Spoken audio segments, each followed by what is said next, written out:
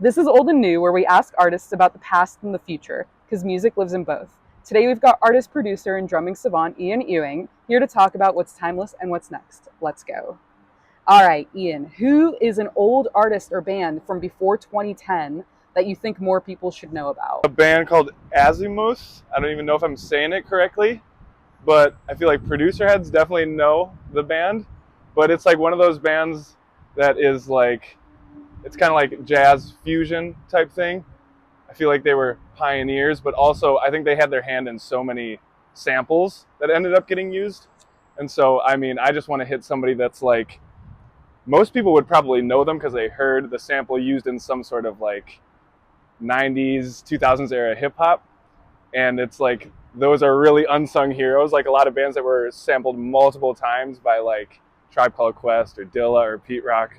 And nobody really like knows the OG samples, especially now. But Azimuth is one of them. And that's a band that's like, if you just hit their like radio, you'll be on like such a great playlist path. What's an artist or band from 2020 or after that is exciting you and you think more people should know about? Men I Trust. I don't know if you're familiar. Super dope band. I think they're Canadian. I feel like they're not like the most unknown, but just like crazy tasteful stuff. Just a three-piece.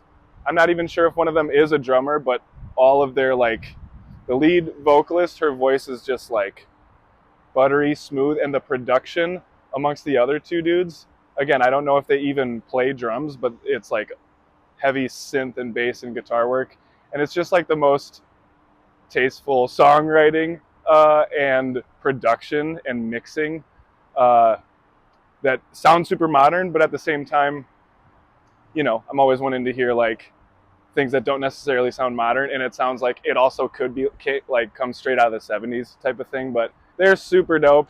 I don't know if they're already like blown up at this point, but like if people don't know them, Men I Trust is super sick. Yeah. What's an old piece of advice that has stuck with you? I'd say maybe Fire and Forget, and it was advice given in terms of being creative and making music, but I think it totally, like all pieces of like concise advice, it should be able to be applied to like anything in life. But I think a common obstacle for music making or creativity is like getting super hung up on perfectionist mentality, and either not starting a project because you want things to be perfect, or not releasing a song because it like has to be perfect.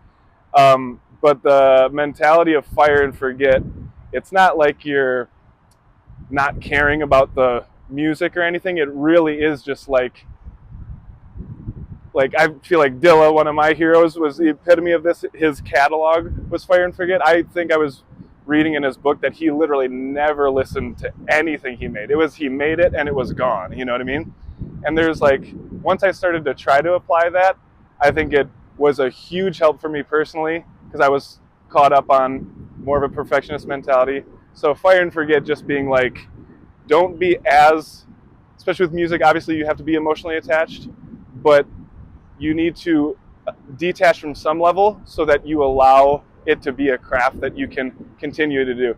Like stagnation can totally happen if you're just not releasing things into the world.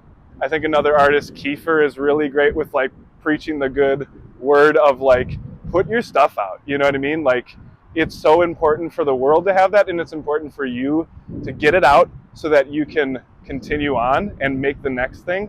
So Fire and Forget is powerful. Like, I heard that a while ago, and it was when I really needed to hear it, so that I stopped overthinking. I stopped really like taking it overly seriously and being like, I made this, I'm going to put it out so that I can continue. So yeah, Fire and Forget. What's some new or more recent advice you wish someone had told you earlier? Probably, I don't know how new it is. I probably heard this a long time ago too, but just like, don't take it so seriously, basically. And that can also be, don't take yourself too seriously. And again, I think this is like so applicable to anything in life, but definitely in creativity. It's like this balancing act. Like, you want to take it seriously, Oh, that's actually another good piece of advice: is take the music seriously, don't take yourself seriously, right? And it's hard to keep that balance, but really, it's like hard to. Sometimes it's very easy to start taking either what you're working on or yourself as a creative person maybe more seriously than it needs to be. And it is a balancing act, because part of the reason, music and art can be so good is because you're taking it so seriously. But there's a big difference between taking that craft seriously but then detaching yourself from it and not taking yourself seriously, just reminding yourself that, like, you're just a participant in this cool collective, sharing of art or sharing of living experience, whatever it is. But that's a big one, just because in general, I mean, a bit of humility is like just super helpful in life. So yeah, take the music seriously, don't take yourself seriously. Like, it's hard to do, but it's when you can do it in any capacity, it's great. I'm Ian Ewing, right here, baby, signing off. WB Tower right there, as you can see. I have an EP coming out on Network this summer called In the Sky. It's really dope, I think. Excited to release it. There's a record coming out with Ornithology, aka Skeos, pretty soon. And a drummer on that. It's both a studio album and a live album. Yeah, and there's plenty of music in the pipeline outside of that, but very excited for that Ornithology record and my own solo EP, In the Sky, coming out this summer. So yeah,